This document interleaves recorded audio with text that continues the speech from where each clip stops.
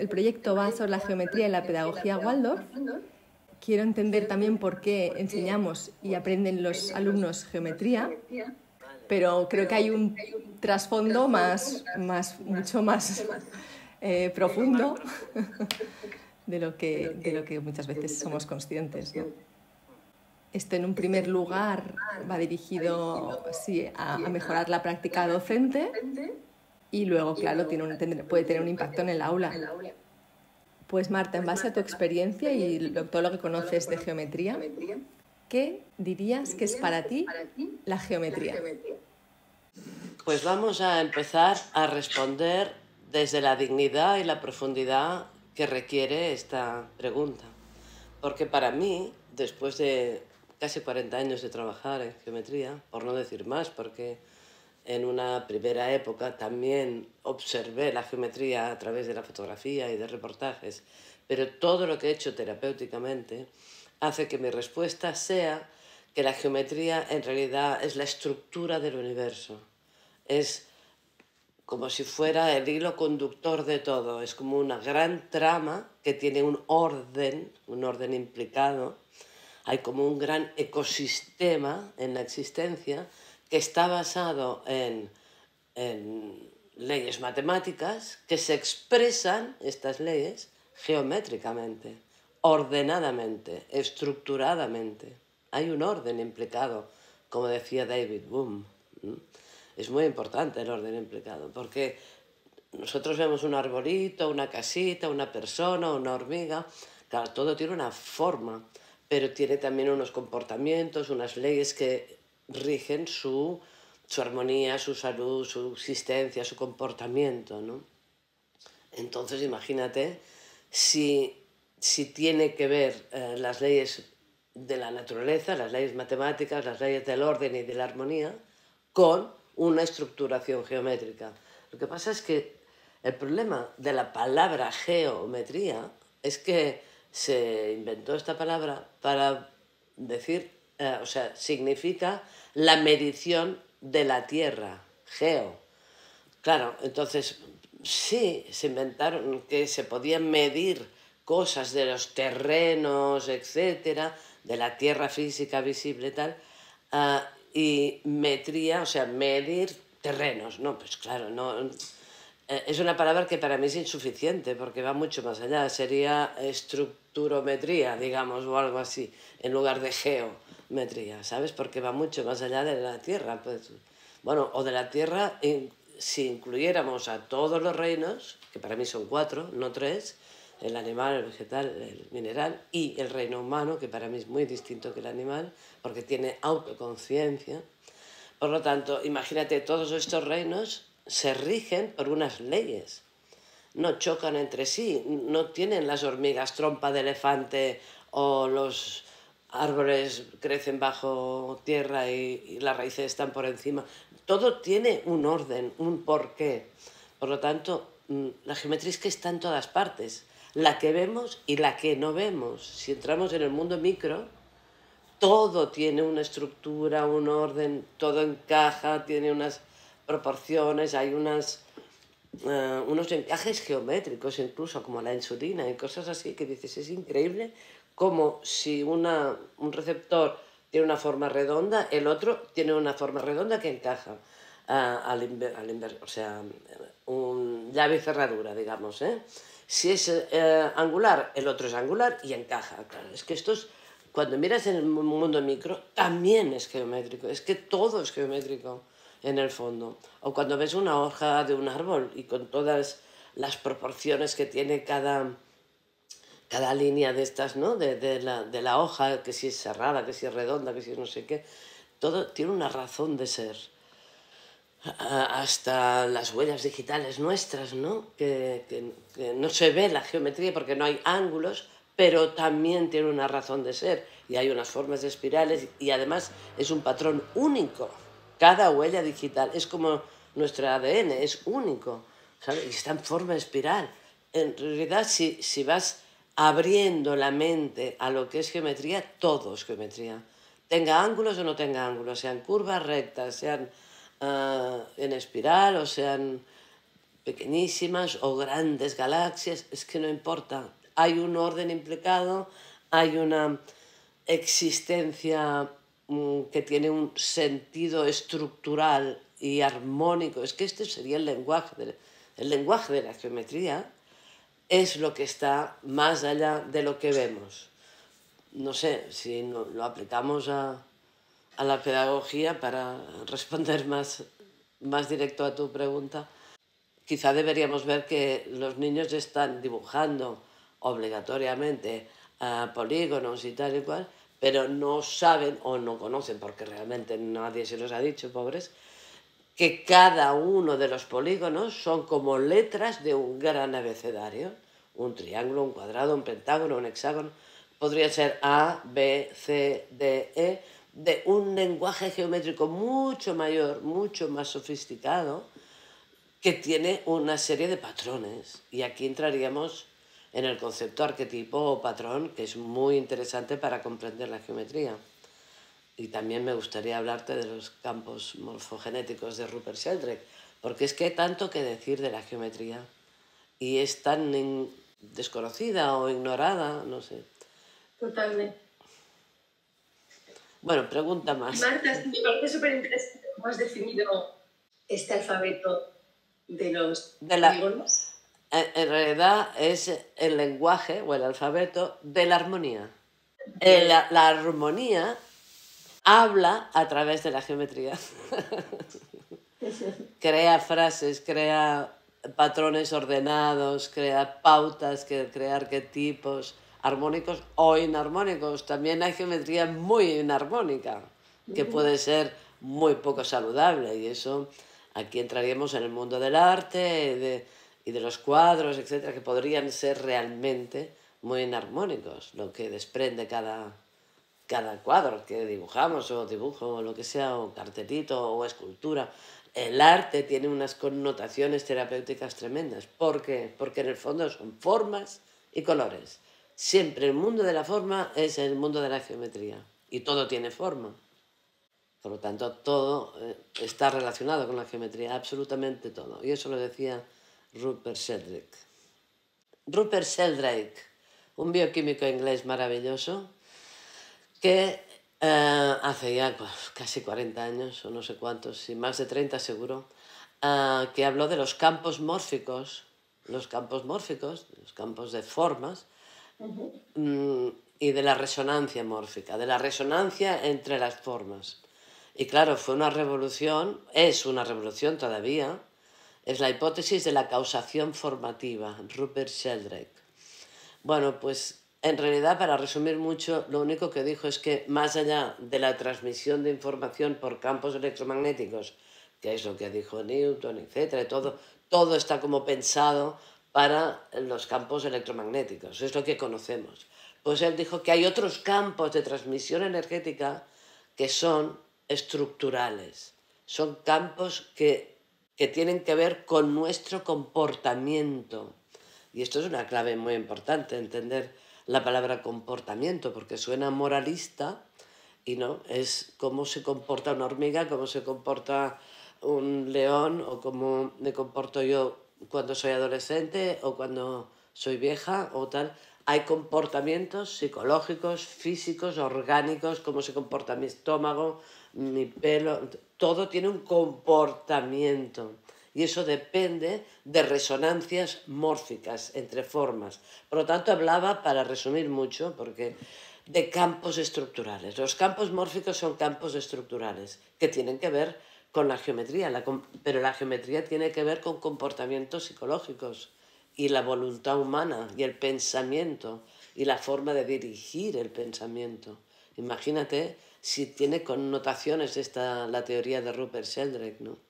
Y los campos mórficos ahora ya, todos los metafísicos y los místicos ya están hablando de ello. Después de 40 años, por fin, el mundo empieza a entender que hay unos campos estructurales de información, que la información se transmite no por vías electromagnéticas, sino por vías de pensamiento, de intención. La palabra clave es intención, más que pensamiento, porque el pensamiento viene después de la intención. Primero hay una intención y después hay un pensamiento. Por lo tanto, la intención de algo, de cualquier cosa que creemos, que pensemos, ¿no? La intencionalidad, el propósito, lo que estás pensando, es lo que se transmite, es lo que llega al otro, lo que influye, lo que hace cambiar la estructura, lo que hace que sea armónico o inarmónico, que sea saludable o no saludable. Imagínate si tiene importancia esta teoría. Bueno, yo me puedo enrollar mucho, a nivel místico y teórico y metafísico, pero es que este lenguaje es muy amplio y te diré, yo estoy en el parvulario, o sea, no te creas que yo sé tanto de esto, solo... No, pero me gusta que me gusta que eres capaz de transmitirlo de forma manera entienda, que se entienda. Que lo puedan entender los jóvenes. Si estamos hablando de una adolescencia, están en un periodo de su evolución consciente de individuación. Todos estamos, o sea, a ver, te lo cuento más ampliamente. Toda la humanidad, cuando evolucionamos en conciencia, cuando maduramos, o es igual como quieras llamarle, o evolucionamos, tenemos periodos y etapas. Entonces hay una etapa que es la más infantil, que es de comer, sobrevivir, jugar, crear. Todo eso es como un desarrollo de la conciencia etnocéntrico, del clan, de la familia, que bueno, ahora no voy a hablar de él, pero es muy amplio, muy bien. Y luego todos entramos en una etapa, hay gente que todavía está en ella, aunque tenga 70 años, que es la etapa de la adolescencia, que es otra etapa de la conciencia en el cual uno, en lugar de estar tan etnocéntrico con el clan, la familia, el juego, los niños, no sé qué, las escuelas, toda esa parte tan sociable, de pronto se vuelven introvertidos o egocéntricos, le llaman, ¿no? Incluso egoístas, ¿vale? Que no es lo mismo.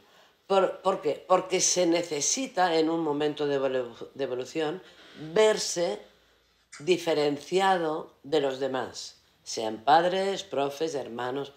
Es un proceso de individuación, de diferenciación. Es natural que queramos todos vernos a nosotros mismos en nuestra peculiaridad.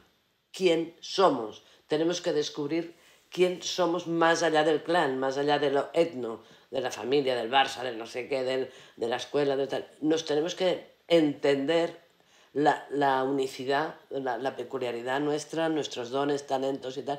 Y para eso tienes que entrar dentro. Es la primera vez en la evolución de la conciencia que de pronto uno entra dentro de sí porque necesita imperiosamente verse.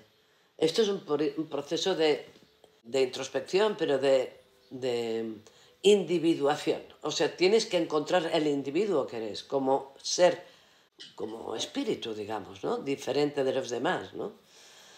Vale, entonces, eso sigue conforme vas teniendo 21, 25, 30 años y va entrando en otro periodo más multicéntrico, no tan egocéntrico. O sea, venimos de lo etnocéntrico, vamos a lo egocéntrico porque nos tenemos que ver y diferenciar y entender y descubrir, digamos.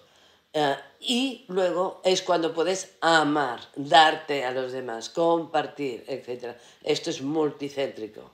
Yo soy tú, yo qué sé, la compasión, el amor, las relaciones más afinadas o más evolucionadas, etc. O sea, ahora no quiero hablar de toda la etapa de la evolución más madura, porque ya llegará, porque la pregunta era sobre adolescencia. Es natural que quieran verse, pero claro, digamos que las cosas no son, ahora empieza el etnocéntrico, ahora empieza el egocéntrico y luego el No, no, todo es simultáneo. Por lo tanto, hay gente que todavía está con el clan y el Barça y tal, hay otra gente que está egocéntrico hasta los 70 años y no sale de aquí, o sea, y hay gente que madura, yo conozco chavales muy jóvenes, de 18, 20 años, con una maduración como si tuvieran 30 o 40. O sea, están en una etapa muy multicéntrica y dices, pues si solo tiene 18 años, o sea, es increíble, ¿sabes? O sea, que no te creas que hay una época concreta. Son estados simultáneos pero que es un proceso evolutivo natural. Y bueno, la pregunta era sobre geometría. A ver, entonces, ¿qué pasa cuando uno... esto, a ver, lo siento ahora, voy a intentar sentirlo. Tengo 15 años, por ejemplo, o 14 o 13, y empiezo esta etapa de verme a mí misma, me encierro en la habitación, etcétera, no sé qué, que no me moleste, no sé cuántos, estos días, bueno, lo que sea. Entonces, ¿qué pasa con tu comportamiento? O sea, si hemos hablado de Rupert Sheldrake y de campos de comportamiento y de intencionalidad, todo lo que ella piense de autoestima, de no sé qué, de que los demás que dirán, que si soy guapa, que si soy gorda, que si no... Cantidad de cosas que tienen los adolescentes como problemas principales en su vida, ¿no? El espejo, etcétera, etcétera. Tienen que verse cómo piensan, o sea, tienen que descubrir qué están pensando. Digamos, tienen que posicionarse en el lugar del observador, observarse a sí mismos. Yo creo que es la única posible herramienta, digamos, terapéutica o sanadora que puedo compartir, es que se vean a sí mismos, que observen qué están pensando, por qué lo están pensando, por qué es tan importante lo que piensen los demás, por qué es tan importante verse con un kilo más o un kilo menos, o con un granito o sin granito. O sea, esa observación le hará comprender cuáles son sus prioridades, lo que más le importa o lo que menos le importa, o cómo está odiando no sé qué, pero ¿por qué odias a tal cosa o a tal persona?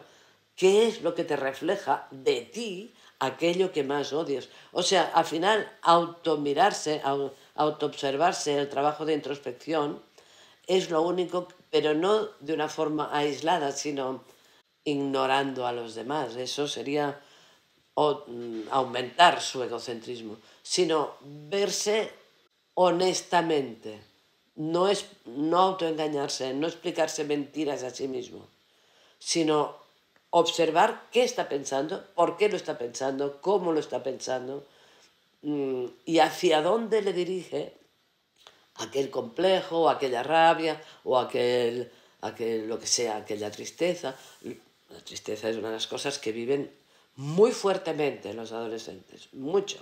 Por lo tanto, y la tristeza, ¿qué es? Ir al pasado. Las expectativas es ir al futuro. Pero la tristeza es engancharse en un pasado, seguramente en una carencia. Por lo tanto, todo ese aspecto depresivo y triste de muchos adolescentes es, hay algo que añoras, algo que tenías y que ya no tienes, algo así sería, ¿no? Que es una ausencia de padre o de madre o de no sé qué, o te han cambiado 40 veces de escuela y ya no tienes raíces, ya no sabes dónde estás. ¿Qué añoras? O sea, la tristeza tiene que ver con los recuerdos, con el pasado, no con el presente. No saben mantenerse en un presente o tener un proyecto de futuro que les ilusione, que les impulse, y se quedan muy en el pasado y se hunden en la tristeza. Bueno, hay muchos estados de ánimo que podríamos decir, también hay mucha agresividad muchas veces, y también tiene que ver con el hígado, con toxinas, con miedos, porque si hay agresividad es que antes hay un miedo. Eso es medicina china, los 5 elementos y tal. Detrás del meridiano de hígado, que es el de la rabia y el resentimiento, está el meridiano de riñón, que es el del miedo y la falta de confianza en ti o en los demás. Por lo tanto, hay mucho que decir de los estados de ánimo de esta gente, pero si no se observan, los viven emocionalmente de una forma pasional y tremenda y muy, muy intensa a nivel, es como un torbellino de emociones, y no saben qué hacer con este torbellino. Se les lleva como si fuera un tornado, se los lleva. Entonces Marta, la autoobservación les para y dicen, bueno, estoy en un torbellino, pero yo en realidad lo que realmente quiero, lo que a mí me mueve es tal cosa, tal otra, es la autoobservación, es lo único que les puede llevar a su esencia, a su ser real. Perdona, ¿qué me decías? no. Esa autoobservación como trabajo reflexivo individual, ¿y qué rol jugar la geometría? Vale, Claro, yo tengo una herramienta que es la geocromoterapia, que no sé si hablaremos de ella, pero Sí, ya lo... a ver, vamos a mezclar cosas. Una cosa es la terapia que yo hago, los pacientes, etcétera, y cómo les pongo los arquetipos, etcétera, y para qué sirven en su cambio de comportamiento. Pero a un adolescente que no venga a terapia, que es lo más normal del mundo, se le puede inducir o recomendar o animar a que medite en, por ejemplo, algo que yo ya sé desde hace más de 30 años, su función terapéutica, que es un círculo rosa.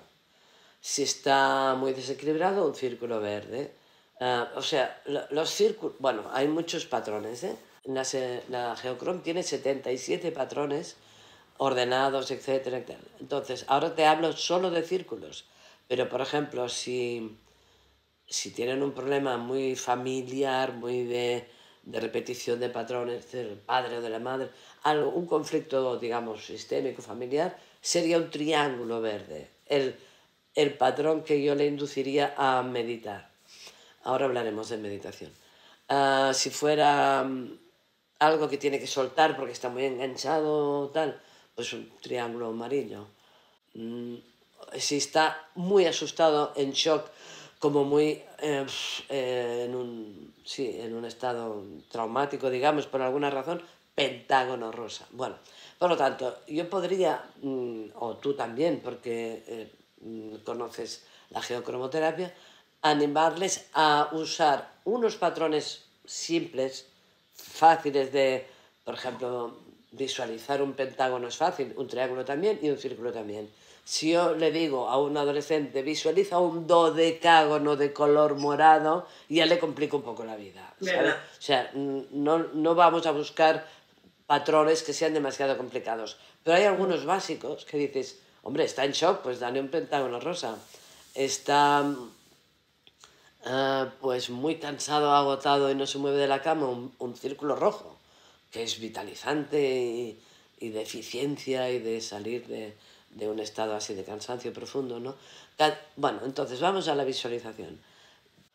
Yo creo que las escuelas del futuro, por no decir las del presente, deberían incorporar la meditación o la visualización ya, pero ya en el minuto cero, ya desde cada día, a los niños pequeños, que algunas ya lo hacen, pero no todas. O lo hacen como si fuera gimnasia, pero no es lo mismo. O sea, digamos que deberíamos enseñarles a meditar, ¿no? Que es silenciar, primero de todo, aunque no podrán silenciar su mente, ¿eh? Seguro, porque no es esa la función de la meditación, no es dejar de pensar, que toda la gente se piensa que es eso, pero no. La mente va a seguir hablando porque es un loro que no para, pero hay que dejarla que pase de largo, que diga lo que le dé la gana, pero no hacerle caso, dejar que pasen los pensamientos. Silenciar es ignorar lo que estás pensando, como si no tuviera importancia. Y entonces contemplar, por ejemplo, una pared en blanco o una sombra en el techo de un no sé qué. O sea, fijarse en puntos o en cosas que sean como neutras, vacías, pequeñas, etcétera, para enfocar tu mente en un punto muy neutro. Porque entonces es cuando puede aparecer un estado que es el de nuestra conciencia superior. Todo el mundo, los adolescentes también, aunque no lo parezca, tienen un espíritu o una conciencia superior más allá de ese pequeño yo que llamamos ego, el personaje. Todo el mundo tenemos un personaje y una personalidad y un tal, pero detrás hay una presencia que es nuestro espíritu. Entonces, cuando empiezas en la meditación o en enfocarse en un círculo verde, como si lo estuvieras viendo, creándolo, dibujándolo, imaginar, ¿qué es la palabra imaginar? Es crear imágenes.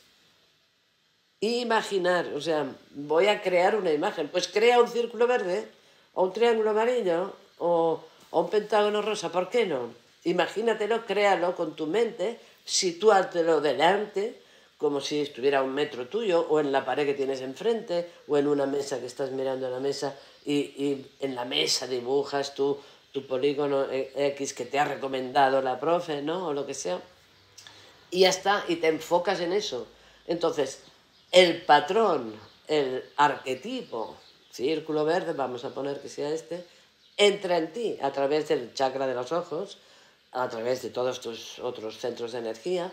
O sea, cuando tú te enfocas en algo, aquel algo entra en ti, sintoniza, como decía Rupert Sheldrake, por sintonía entra, o tú entras en él porque lo estás visualizando y entrando, y él entra en ti. Es como una cópula, en realidad.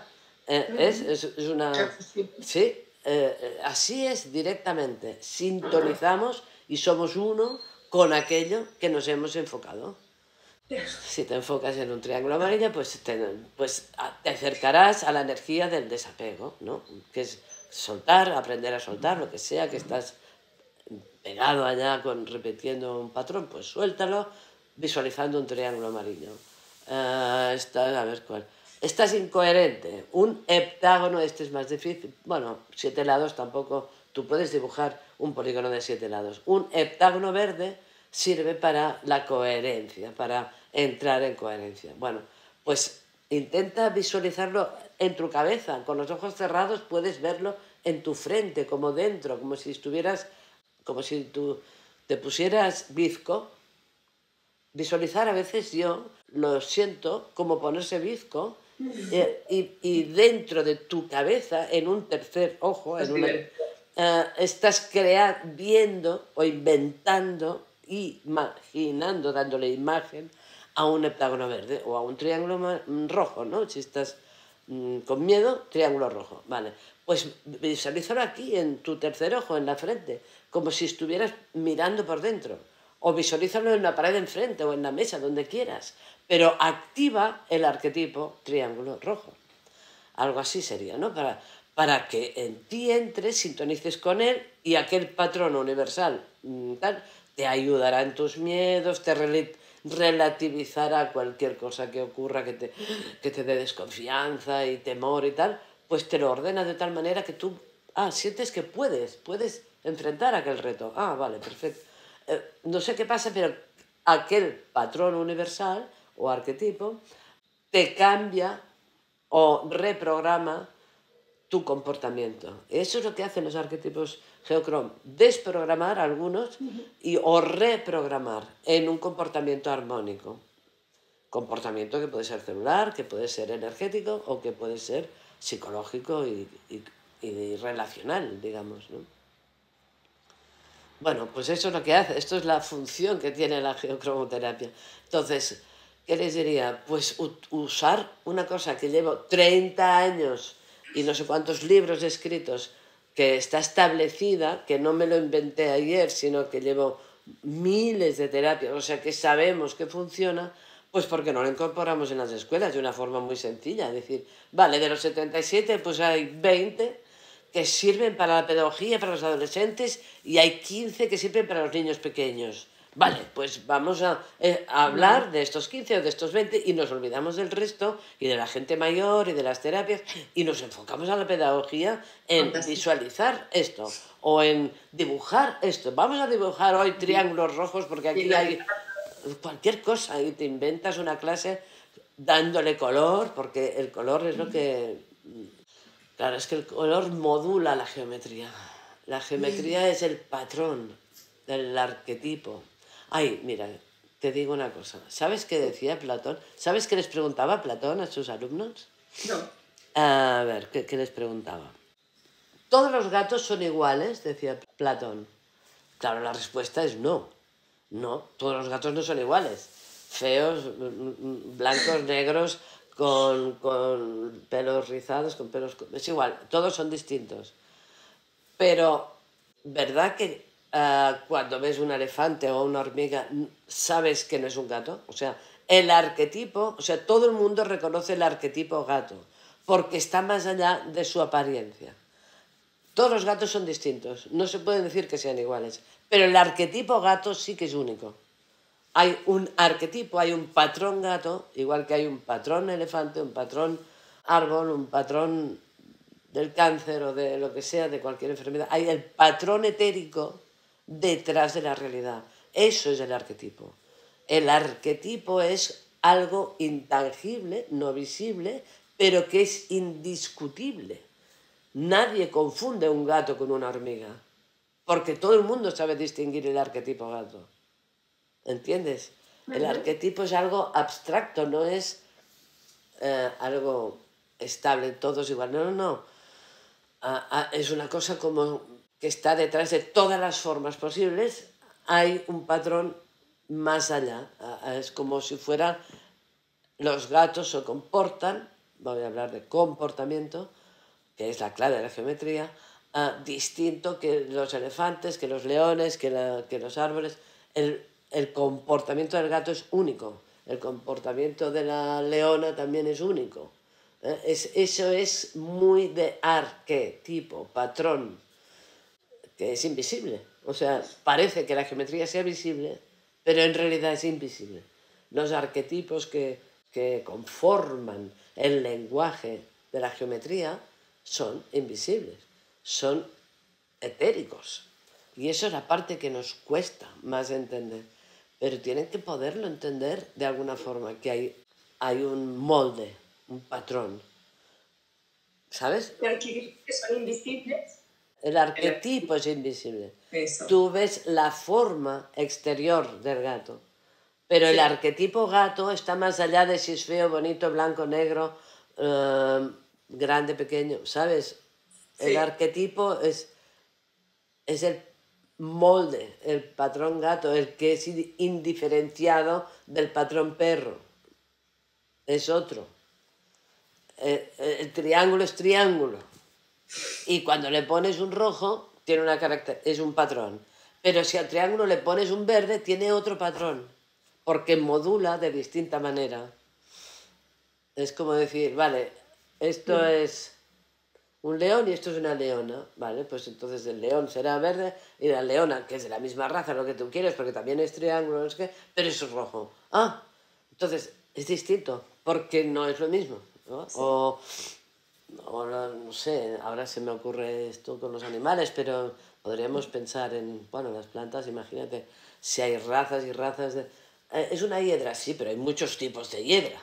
Entonces, vale, el arquetipo es la hiedra, pero la hiedra esa que es casi blanca y no sé qué, con puntas, y la otra que es con la hoja redonda y tal, son distintas, ¿vale? Porque tienen un tono distinto. Pero el arquetipo de hiedra todo el mundo lo conoce. Sí. No sé cómo decirte, ¿sabes? Es como... Sí. Marta, veo de gran introducir la meditación. Se te va. Vuelve a decirlo. Gran valor. Gran valor. Sí. Sí. ¿Qué te gustaría a ti haber aprendido en la escuela de geometría? La metafísica que tiene la geometría.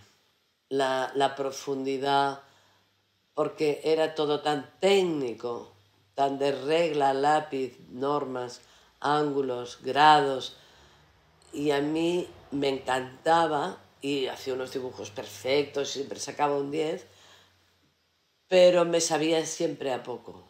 Decía, está vacía, siempre decía, está vacía. Y a veces cuando yo hacía algunas cosas que luego no las tenía que entregar en la escuela, en aquellas láminas imperfectas, se me quedaban en casa y las pintaba de colores. Porque yo no las podía pintar de colores, tenía que hacer con pluma, con no sé qué, con tal, el blanco y negro aquel impecable para que me pusieran un 10. Pero los que se me quedaban en casa los llenaba de color. De eso estoy hablando de los 13 años o no sé cuándo hacía geometría, no me acuerdo. Pero me faltaba algo más. Era frío, era nevera, era congelador. Era una cosa que decía, sí, sí, es interesantísima. Fíjate qué perfección, me maravillaba. La perfección del cruce de los ángulos, de no sé qué. ¿Por qué tiene 37 grados? Es que era una especie de misterio para mí, me entusiasmaba. Pero a la vez le faltaba lo básico, le faltaba la vida, la pulsación. Y yo no lo sabía, digamos, en aquel momento, pero intuitivamente lo que hacía era rellenarlo de color, porque así le daba un poco de vida, porque aquello era una nevera total, ¿no? Y me quedaba como a medias. Entonces esa parte de darle vida a la geometría, que también puede pensarse en darle movimiento. Porque a lo mejor haces un mandala y tal, y luego te puedes imaginar meterte dentro del mandala y que el mandala se vuelva volumen y que tú estés dentro de un volumen, de un icosaedro o de un dodecaedro, y tú estás dentro de aquello. Pero has empezado dibujando triángulos. Y de pronto cuando te metes en el triángulo se desdoblan y acabas dentro de una especie de nave que es volumétrica, o sea, que puede dar mucho de sí la imaginación con la geometría. Empiezas con un triangulito y acabas en una nave espacial de varios colores y volando por ahí, o sea que puede ser un impulso incluso de alegría, de diversión, de creatividad, de tal, y estás meditando o estás imaginando, dando imágenes internas, ¿no? Imagínate si da de sí la pedagogía, digamos. Podría dar mucho de sí. Puede dar mucho. Claro. Y los niños dibuja polígonos y píntalos de colores y luego los recortas y luego empiezas a ponértelos, no sé, Hay muchas cositas con los bebés, bueno, bebés no, pero con los de 5 o 7 años, no sé, que se pueden hacer a nivel de manualidades y la gente no incorpora la geometría fácilmente. Pero el mindfulness se puede hacer en todo, en todas las edades.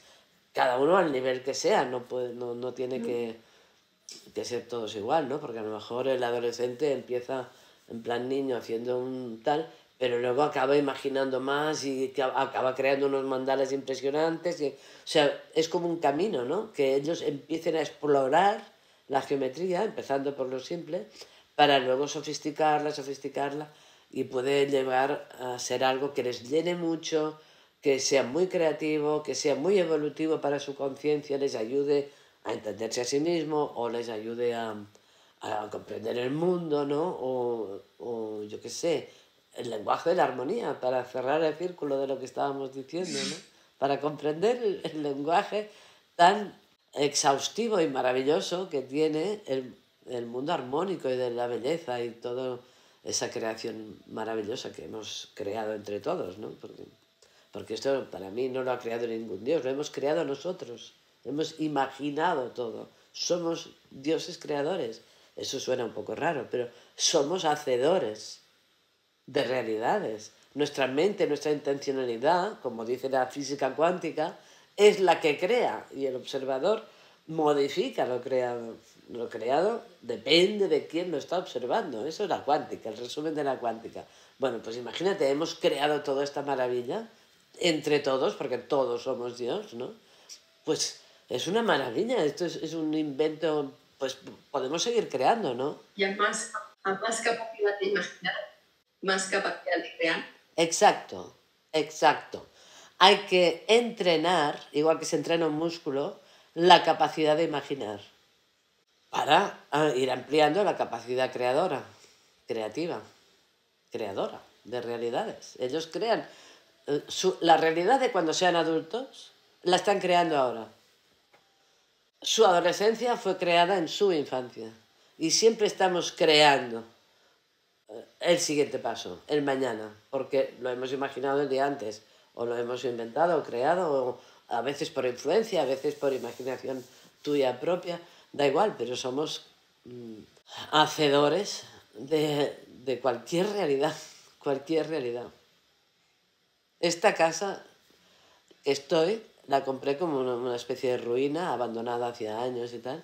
La he recreado yo. La estructura estaba muy bien, pero está totalmente distinta. Porque yo he puesto mi intencionalidad en cada rincón, en cada color, en cada decisión, en cada restauración de cada cosa, la distribución de muebles, el no sé qué. Siempre estamos creando, aunque sea cualquier cosa, la habitación del niño adolescente, cómo le va el examen que tiene la mañana siguiente. Diseña el examen. ¿Quieres aprobar? Vale.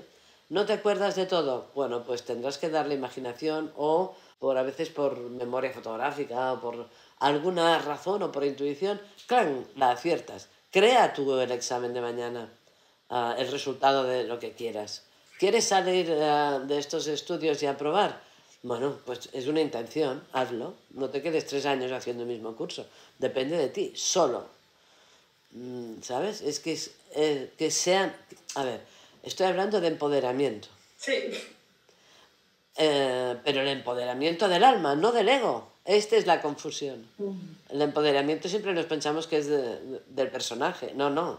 Es de tu ser superior, que es el que tiene libre albedrío para crear, es el creador. Y eso es, el empoderamiento es este. Empodérate, ¿quién eres tú? Por eso es tan importante, para seguir cerrando el círculo, el proceso de individuación, de conocerse a sí mismo, para empoderarse anímicamente, espiritualmente, y a partir de ahí poder crear tu vida, ¿no? Como quieras que sea, ¿no? Más o menos. Es evidente que no es tan fácil en el sentido de... Y no hay genética, no hay cosas heredadas. Claro, hay cultura, hay tipos de escuela, hay tipos de... la porquería de la televisión y toda la manipulación mediática. Y las redes, bueno, es un melón que no quiero abrir, pero el de las redes tiene tela con el tema de la adolescencia, pero sea como sea, es evidente que tienen muchas influencias, negativas la mayor parte, para que su propio empoderamiento espiritual no se dé, porque estamos influenciados, ya lo sabemos. Pero si no hay nada de introspección, de saber quién eres, entonces el contexto te hunde, te hunde. O sea, solo puedes empoderarte si tú haces un trabajo de verte a ti mismo, de amarte y de respetarte y de valorarte en el sentido de dignificarte. Dignificarte como eres, ver tu peculiaridad, tus dones, entenderlos sin chulear de ellos, pero usarlos y madurarlos y saber que si has venido con aquel don o con aquella facilidad o aquella potencialidad, trabájala porque es tu don. Si yo no tengo el don de organizar papeles y tal, pues yo nunca voy a trabajar en una gestoría ni voy a ser empresario ni nada, porque no tengo este don. Pero tengo otro don, el de la palabra, el de no sé qué, el de la pedagogía, el de la salud. Bueno, pues yo voy a usar mis dones y los voy a ampliar. Eso es verse a sí mismo y ampliar en lo que uno es, sin comparar con nadie, ya está. Eso hace que la influencia del exterior, que es mucha, mucha, mucha, mucha, disminuya, porque hay un motor brutal que viene de dentro, que surge más allá de lo condicionante, de lo que nos condiciona, que es muchísimo, ¿eh? O sea que es otro trabajo, enseñarles a los chavales, de la edad que sea, a que no se intoxiquen, a parar el móvil, a parar no sé qué, el azúcar, la comida, millones de cosas que hay que desintoxicar, porque si no es que no acabarán nunca, ¿no? De tener influencias, ¿no? Pero si no hacen el trabajo interior de esa fuerza interior de empoderarse, no, al final serán como clones de no sé qué, pero no serán ellos en mayúscula. Es como, es un trabajo de recordar quién eres. Al final, yo creo que aquí se acaba la entrevista. Tenemos que recordar quién somos. Eso es el origen de nuestro ser. Y esa es la parte que yo les diría a cualquiera. Marta, ¿y el un círculo? Dime. El origen, ¿qué forma tiene? Es sin forma, es el vacío. La vacuidad, los budistas le llamarían la vacuidad, el vacío, la nada. Sería como un agujero negro, es como, no sé. El vacío es que al final la cuántica dice que en el vacío está la clave de todo. El vacío está lleno. No está vacío el vacío.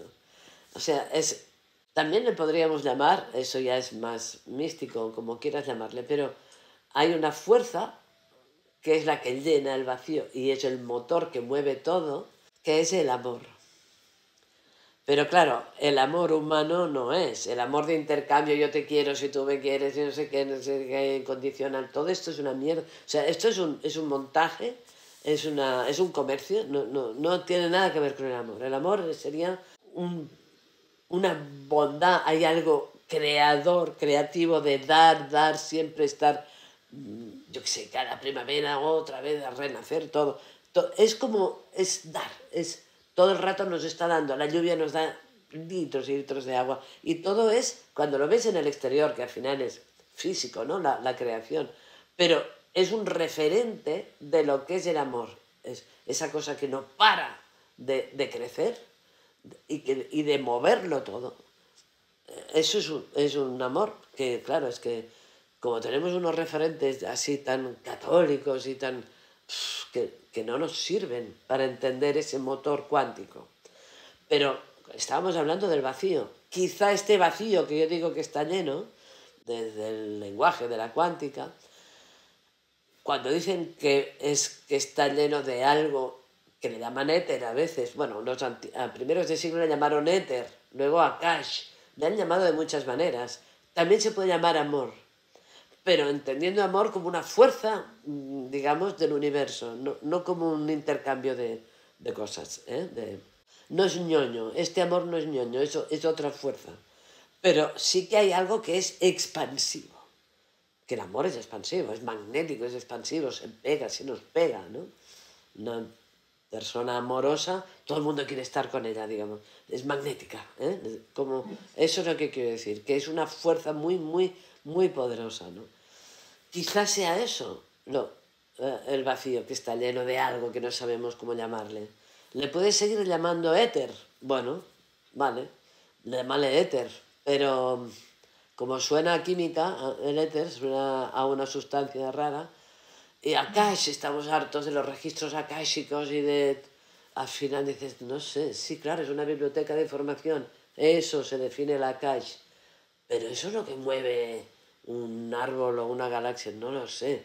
Hay algo hacedor, hay algo creador, hay algo expansivo que está por encima de todo. Si los jóvenes o quien sea consiguieran filosóficamente entrar en estos conceptos, se enriquecerían de tal manera, se relativizarían sus problemas, que a nosotros nos pueden parecer ridículos, pero para ellos son importantísimos, pero se empequeñecerían sus problemas, porque habría algo mucho mayor, más serio, más profundo, que les daría como un soporte, una especie de eje, algo que les está dando soporte, estructura.